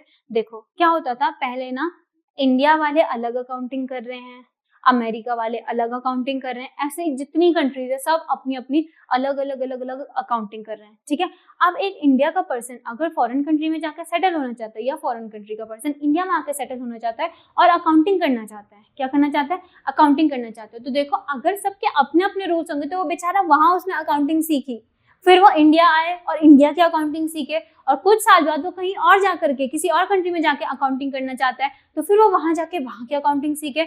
आपको नहीं लग रहा है ये अकाउंटिंग सीखना, मतलब अलग अलग जगहों के अलग अलग अकाउंटिंग सीखना कितना हेक्टिक है। और इससे ज्यादा हेक्टिक बताऊं क्या, एक पर्सन है उसने इंडिया में अपनी ब्रांच खोली अपने बिजनेस की, उसी पर्सन ने अमेरिका में खोली, उसी पर्सन ने पाकिस्तान में खोली, तो अलग अलग कंट्रीज में खोली, ठीक है। अब पता है क्या है, अगर इंडिया वाले हमारे यहाँ असेट जो ओनर, असेट हमारे यहाँ किसको बोल रहे थे हम, टेबल को, और सोच के देखो मतलब टेबल में बोल दूं property that belongs to business, ठीक है। तो टेबल अगर बिजनेस की प्रॉपर्टी है तो वो असेट हो गया, तो इंडिया में इस टेबल को क्या बुला रहे हैं, असेट। और अमेरिका में इस टेबल को, अच्छा मैं एग्जांपल दे रही हूँ, ठीक है, अमेरिका में इसी टेबल को बुला रहे हैं लाइबिलिटी, अमेरिका वाले क्या बुला रहे हैं इसको, लाइबिलिटी, ठीक है। और दूसरे कंट्री वाले सपोज कनाडा वाले इसी टेबल को क्या बुला रहे हैं, कनाडा वाले क्या बुला रहे हैं इस टेबल को, वो बुला रहे हैं इसको एक्सपेंस, ठीक है। तो मुझे बताओ क्या अगर हर कोई अलग अलग अकाउंटिंग के तरीकों को यूज करेगा तो हर किसी का प्रॉफिट अलग आएगा। अब जो इंसान जिसने अलग अलग कंट्रीज में अपनी ब्रांच खोली है वो कभी कंपेयर कर पाएगा कि मेरा बिजनेस इस कंट्री में ज्यादा अच्छा परफॉर्म कर रहा है, या इस कंपनी में मुझे इस कंट्री में या फिर इस कंट्री में, और किस कंट्री में मुझे अपनी बाकी ब्रांचेस और बढ़ानी चाहिए, कभी डिसाइड कर पाएगा वो पर्सन? नहीं, क्योंकि हर जगह अकाउंटिंग करने का तरीका अलग है, अकाउंटिंग में जो वर्ड्स यूज किए जा रहे हैं वो अलग है, सबका अपना अपना अकाउंटिंग सिस्टम है, तो वो पर्सन डिसाइड ही नहीं कर पाएगा। क्या आप इंडिया के अकाउंटिंग रिकॉर्ड्स और दूसरे कंट्री के अकाउंटिंग रिकॉर्ड्स को कंपेयर कर पाओगे? बिल्कुल नहीं कर पाओगे। दूसरी कंट्री वाले अपना खुद का फॉलो कर रहे हैं, इंडिया वाले अपना खुद का फॉलो कर रहे हैं, तो उनको आप कंपेयर कैसे करें? तो ये जब दिक्कत आई, तो ये दिक्कत सिर्फ हमको नहीं आई, ऐसा बहुत पहले टाइम आई, मतलब बहुत पहले से ये दिक्कत, मतलब लोगों को पता चल गया कि ये दिक्कत आ रही है। तो जब ये दिक्कत आई तो लोगों ने एक ग्रुप ऑफ पीपल बनाया, ठीक है। तो ग्रुप ऑफ पीपल बनाए, एक कमेटी बनाई, बेसिकली क्या बनाई? कमेटी। तो अलग अलग कंट्री के मेंबर्स थे, अलग अलग कंट्री से लोग आए और साथ में मिलकर के उन्होंने एक ऑब्जेक्टिव की तरफ काम किया कि हम एक काम करते हैं ना कि सबके लिए, हर एक कंट्री के लिए यूनिफॉर्म अकाउंटिंग का सिस्टम बनाते हैं, क्या एक जैसा अकाउंटिंग का सिस्टम बनाते हैं, ठीक है। तो ये जो ग्रुप ऑफ पीपल आए, इनकी जो कमेटी बनी उसको बोला गया IASC। IASC international accounting standards committee. तो 1973 में इंटरनेशनल अकाउंटिंग स्टैंडर्ड्स कमेटी बनाई गई। कब? 1973 में, ठीक है। अब ये कमेटी ना उतनी फेमस नहीं हो पाई, ठीक है, मतलब अच्छा तो कर रही थी, उसका ऑब्जेक्टिव तो अच्छा था, बट उतनी फेमस नहीं हो पाई और ज्यादातर कंट्रीज को कन्विंस नहीं कर पाए कि आप भी अकाउंटिंग सिस्टम हमारी तरह यूज करो, ठीक है। उतनी एफिशिएंट नहीं हो पाई। क्या नहीं हो पाई? ये कमेटी उतनी एफिशिएंट नहीं हो पाई उस समय, डिफरेंट रीजन की वजह से उतनी एफिशिएंटली काम नहीं कर पाए। तो फिर 2001 में इस कमेटी को रिप्लेस कर दिया। किसने? इस कमेटी को रिप्लेस कर दिया। फिर दूसरी कमेटी आई, इंटरनेशनल अकाउंटिंग स्टैंडर्ड्स बोर्ड। तो अब उन्हीं लोगों के ग्रुप ने दूसरा इंस्टीट्यूट बना लिया और उस इंस्टीट्यूट को क्या नाम दे दिया? इंटरनेशनल अकाउंटिंग स्टैंडर्ड्स बोर्ड, ठीक है। अब इंटरनेशनल अकाउंटिंग स्टैंडर्ड्स बोर्ड इस काम को करने में सक्सेसफुल रही, ठीक है। किसमें? कि हम ज्यादातर कंट्रीज के लिए, मेजॉरिटी कंट्रीज के लिए क्या कर देंगे? अकाउंटिंग स्टैंडर्ड सेम कर देंगे, कि अकाउंटिंग स्टैंडर्ड्स नहीं, अकाउंटिंग की जो प्रोसेस है उसको क्या करने की कोशिश करेंगे कि यूनिफॉर्म कर सके, सेम कर सके, ठीक है। तो इंटरनेशनल अकाउंटिंग स्टैंडर्ड्स बोर्ड आया। अब जो इंटरनेशनल अकाउंटिंग स्टैंडर्ड्स बोर्ड आया, इसने खुद के क्या दिया? अकाउंटिंग प्रिंसिपल्स दिए। समझ रहे हो? अकाउंटिंग प्रिंसिपल्स और अकाउंटिंग स्टैंडर्ड्स। तो उनको हमने क्या बोला? IFRS। उनको हमने क्या बोला? IFRS। तो अभी IFRS देखते हैं। पहले हम देखेंगे the international accounting standards board, यानी कि IASB। तो ये कब आया था? 2001 में। IASB कब बना? 2001 में। क्या है IASB? तो एक इंडिपेंडेंट नॉन प्रॉफिट ऑर्गेनाइजेशन है। तो एक संगठन है जिसका मोटिव क्या नहीं है? प्रॉफिट मेकिंग नहीं है। तो ये बिजनेस नहीं है, इसीलिए बिजनेस ना होके क्या है? ऑर्गेनाइजेशन है। तो IASB international accounting standards board क्या है? एक इंडिपेंडेंट, स्वतंत्र, नॉन प्रॉफिट ऑर्गेनाइजेशन है दैट डेवलप्स एंड अप्रूव्स। तो ये डेवलप करता है और अप्रूव करता है। तो क्या डेवलप करता है, क्या अप्रूव करता है? International financial reporting standards. तो इंटरनेशनल फाइनेंशियल रिपोर्टिंग स्टैंडर्ड्स को ये डेवलप भी करता है और अप्रूव भी करता है। कौन? IASB। क्यों? इनका ऑब्जेक्टिव क्या था? मैंने आपको बताया, यूनिफॉर्मिटी ला सके, ठीक है। तो देखो मेन ऑब्जेक्टिव देख लेते हैं अब हम IASB के। तो IASB क्या है? आई होप ये तो आपको क्लियर हुआ होगा। ये क्या है? लोगों का, जो अलग अलग कंट्री के लोग थे, मेंबर्स थे, वो इसके मेंबर्स थे, लोग थे वो इसके मेंबर बने। और उनका मोटिव क्या था? उनको प्रॉफिट के लिए काम नहीं करना था। उन्होंने जो ये संगठन बनाया सिर्फ किस लिए बनाया? ताकि ये यूनिफॉर्मिटी ला सके, ठीक है, और क्या बना सके? डेवलप कर सके और अप्रूव कर सके। क्या? इंटरनेशनल फाइनेंशियल रिपोर्टिंग स्टैंडर्ड, जिनको हम शॉर्ट में बोलते हैं IFRS, ठीक है। अब हम आ जाते हैं कि IASB international accounting standards board के मेन ऑब्जेक्टिव क्या थे? तो पहला, create a single set of high quality, understandable and enforceable global accounting standards. तो ये ऐसे अकाउंटिंग स्टैंडर्ड्स बनाना चाह रहे थे जो क्वालिटी में बहुत हाई हो, जो समझने में इजी हो और एनफोर्सेबल हो ग्लोबली। तो ग्लोबली अप्लाई कर सके जिन स्टैंडर्ड्स को, ऐसे अकाउंटिंग स्टैंडर्ड्स कौन बनाना चाह रहा था? IASB। और उन्होंने बनाए भी, ठीक है। और क्या ऑब्जेक्टिव थे उनके? The IASB's advantages, work, promote. तो इनका एडवांटेज क्या है? तो इनका जो काम है वो क्या प्रमोट करता है? ट्रांसपेरेंसी, ज्यादा से ज्यादा क्या हो? पारदर्शिता हो, ठीक है। अकाउंटिंग स्टैंडर्ड से ये प्रमोट करता है। और क्या? अकाउंटेबिलिटी। अकाउंटेबिलिटी मतलब जिम्मेदारी। तो जिम्मेदार ठहराया जा सके किसी एक पर्सन को, तो जिसने अगर मिस्टेक किया तो उसको ही जिम्मेदार ठहराओ। तो ऐसा सिस्टम बनाया उन्होंने, ठीक है, कि जिससे मिस्टेक हो रही है सिर्फ उसको जिम्मेदार ठहराओ, या फिर अगर किसी ने बहुत अच्छा काम किया तो उसमें भी अकाउंटेबिलिटी पता चले कि किसकी जिम्मेदारी की वजह से काम अच्छे से हुआ है, ठीक है। तो IASB क्या प्रमोट करता है? Transparency, accountability and efficiency. क्या?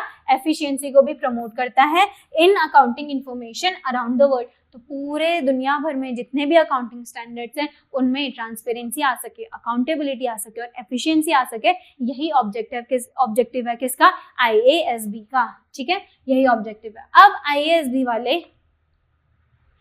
IASB वालों ने क्या बनाया, अकाउंटिंग स्टैंडर्ड्स, और उन्होंने उनका नाम क्या दे दिया, इंटरनेशनल फाइनेंशियल रिपोर्टिंग स्टैंडर्ड्स, उन्होंने नाम दे दिया IFRS। तो IFRS क्या है, ये सेट ऑफ अकाउंटिंग स्टैंडर्ड्स हैं, ये अकाउंटिंग स्टैंडर्ड्स का वो सेट है जिन्हें इशू किसने किया है, IASB ने, इंटरनेशनल अकाउंटिंग स्टैंडर्ड्स बोर्ड। तो इंटरनेशनल अकाउंटिंग स्टैंडर्ड्स बोर्ड ने क्या बनाए, अकाउंटिंग स्टैंडर्ड्स बनाए, जिनका सेट ऑफ अकाउंटिंग स्टैंडर्ड्स बनाए जिनका नाम रख गया IFRS, which came into existence in the year 2001। तो ये 2001 के ईयर में क्या है, एग्जिस्टेंस में आया IASB और IFRS, ठीक है, by replacing IASC।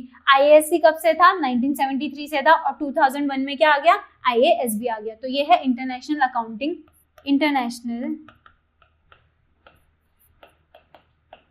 Accounting standards committee, ठीक है। तो आई होप आपको इंटरनेशनल फाइनेंशियल रिपोर्टिंग स्टैंडर्ड्स क्या है वो समझ आए। आई होप आपको IASB क्या है, ग्रुप ऑफ पीपल है जिनका जो अभी हमने ऑब्जेक्टिव पढ़े वो सारे ऑब्जेक्टिव थे, और IASC क्या था, इनसे पहले भी इन लोगों का यही ऑब्जेक्टिव था, बट बस उन्होंने उस ग्रुप का नाम IASC रखा और उसको चेंज करके 2001 में IASB नाम दे दिया गया, ठीक है। तो आई होप आपको इतना क्लियर हो चुका है। अब हम नेक्स्ट क्या पढ़ रहे हैं, अब देखो इंडिया के पास क्वेश्चन आया, क्या क्वेश्चन आया कि क्या इंडिया आप हमारे IFRS को फॉलो करना चाहते हो, हमारे इंटरनेशनल जो अकाउंटिंग स्टैंडर्ड्स है ना, हमारे जो इंटरनेशनल फाइनेंशियल रिपोर्टिंग स्टैंडर्ड्स है, यानी कि जो इंटरनेशनल अकाउंटिंग स्टैंडर्ड्स है, तो इंडिया आप हमारे वाले फॉलो करना चाहते हो, यूज करना चाहते हो, अडॉप्ट करना चाहते हो हमारे वाले। तो इंडिया वालों ने बोला, क्या बोला, तो इंडिया वालों ने बोला हमारे पास हमारे खुद के अकाउंटिंग स्टैंडर्ड्स हैं। अब अगर इंडिया वाले अडॉप्ट कर लेंगे तो उनके जो खुद के अकाउंटिंग स्टैंडर्ड्स हैं वो किसी काम के नहीं बचेंगे, तो उनके ऊपर लोगों ने कितनी मेहनत की होगी। अब अगर वो अडॉप्ट नहीं करते हैं तो लोगों की मेहनत तो बच जाएगी, लेकिन अगर वो अडॉप्ट नहीं करते हैं तो वो ग्लोबल मार्केट में बिजनेस कैसे कर पाएंगे। अब पूरे ग्लोबली लोग अलग स्टैंडर्ड्स फॉलो कर रहे हैं, इंडिया अकेली कंट्री है अलग स्टैंडर्ड्स फॉलो कर रही है ना, तो वो फिर कंपैरिजन इंडिया के साथ कोई नहीं कर पाएगा, तो बिजनेस इंडिया में करेंगे फॉरेन वाले लोग नहीं। तो अब इंडिया के सामने क्वेश्चन है कि इंडिया क्या आप अडॉप्ट करोगे IFRS को या नहीं करोगे। तो इंडिया ने क्या किया पता है, अब इंडिया के सामने ये दुविधा है, तो इंडिया ने क्या किया, आप लोग बताओ फिर क्या किया होगा, अडॉप्ट किया होगा। अडॉप्ट करना मतलब IFRS को अडॉप्ट करना मतलब कि अब इंडिया भी IFRS यूज करेगा और इंडिया अपने खुद के अकाउंटिंग स्टैंडर्ड्स को यूज नहीं करेगा, इसे बोलते हैं अडॉप्ट करना। लेकिन इंडिया ने कहा देखो IFRS मैं अडॉप्ट तो नहीं करूंगा, क्या नहीं करूंगा, अडॉप्ट नहीं करूंगा, मतलब मैं अपने अकाउंटिंग स्टैंडर्ड्स को वैनिश नहीं करूंगा, ठीक है। फिर इंडिया ने क्या बोला, तो इंडिया ने क्या डिसाइड किया, टू कन्वर्ज, तो कन्वर्ज मतलब मिला देना, मिक्स कर देना, ठीक है। तो कन्वर्ज करना मतलब मिला देना, मिक्स कर देना। क्या कन्वर्ज करने का डिसाइड किया इंडिया ने, इंडियन अकाउंटिंग स्टैंडर्ड्स। तो इंडिया ने कहा हम ना अपने जो हमारे इंडियन अकाउंटिंग स्टैंडर्ड्स है ना, इनको पूरी तरीके से वैनिश नहीं करेंगे और IFRS को हम यूज तो करेंगे लेकिन पूरी तरीके से सिर्फ IFRS यूज नहीं करेंगे। तो इंडिया ने इंडियन अकाउंटिंग स्टैंडर्ड्स और IFRS को मिक्स कर दिया तो कन्वर्ज कर दिया। और इंडिया ने कहा इन दोनों को कन्वर्ज करने के बाद जो अकाउंटिंग स्टैंडर्ड्स बनेंगे मैं उसे फॉलो करूंगी या करूंगा, ठीक है। तो ऐसा इंडिया ने कहा। तो India decided to converge Indian accounting standards with IFRS and has issued, और फिर क्या इशू किया इंडिया ने, कन्वर्ज इंटरनेशनल अकाउंटिंग स्टैंडर्ड्स। तो फिर इंडिया ने अब जब कन्वर्ज किया IFRS और इंडियन अकाउंटिंग स्टैंडर्ड्स को जब कन्वर्ज कर दिया गया तो इसका नाम क्या दे दिया इंडिया ने, इंटरनेशनल अकाउंटिंग स्टैंडर्ड्स। तो इंडिया ने इसका नाम दे दिया इंटरनेशनल अकाउंटिंग स्टैंडर्ड्स, जिसको हम शॉर्ट में बोलते हैं IND-AS। क्या, IND-AS। तो ये इंडियन अकाउंटिंग स्टैंडर्ड। तो अब इंडिया ने अपने अकाउंटिंग स्टैंडर्ड्स को वैनिश नहीं होने दिया और आधा IFRS के स्टैंडर्ड्स को भी ले लिया और दोनों को कन्वर्ज करके क्या बना दिया, IND-AS बना लिया। क्या बना लिया, IND-AS। तो IND-AS क्या है, इंडिया के और IFRS के अकाउंटिंग स्टैंडर्ड्स इंडिया के प्लस IFRS, तो इन दोनों को मिक्स करके इंडिया ने क्या रिलीज कर दिया, IND-AS बना दिया। इंडिया ने क्या बना दिया, IND-AS बना दिया, ठीक है। तो आई होप आप लोगों को IND-AS क्लियर होगा, IFRS क्लियर होगा। IASC क्लियर होगा और IASB भी क्लियर होगा, ठीक है। तो इसी के साथ हमारा ये पूरा का पूरा चैप्टर होता है यहीं पे कंप्लीट। आई होप आपको अकाउंटिंग प्रिंसिपल समझ आया, आपको अकाउंटिंग स्टैंडर्ड समझ आया, अकाउंटिंग प्रिंसिपल्स और अकाउंटिंग स्टैंडर्ड्स एक दूसरे से कैसे अलग हैं आपको ये समझ आया, और आप लोगों को अकाउंटिंग स्टैंडर्ड्स की पूरी हिस्ट्री समझ आए कि पहले अकाउंटिंग स्टैंडर्ड्स कैसे थे, इंडिया में क्या थे, और अब इंडिया किन अकाउंटिंग स्टैंडर्ड्स को फॉलो करती है। तो अब इंडिया फॉलो करती है इंड AS को। आप लोगों को इस चैप्टर में कोई भी डाउट हो तो please do let me know in the comment section, ठीक है। और आज के लिए इतना ही, अब हम मिलते हैं नेक्स्ट चैप्टर में। With this I would like to conclude, thank you.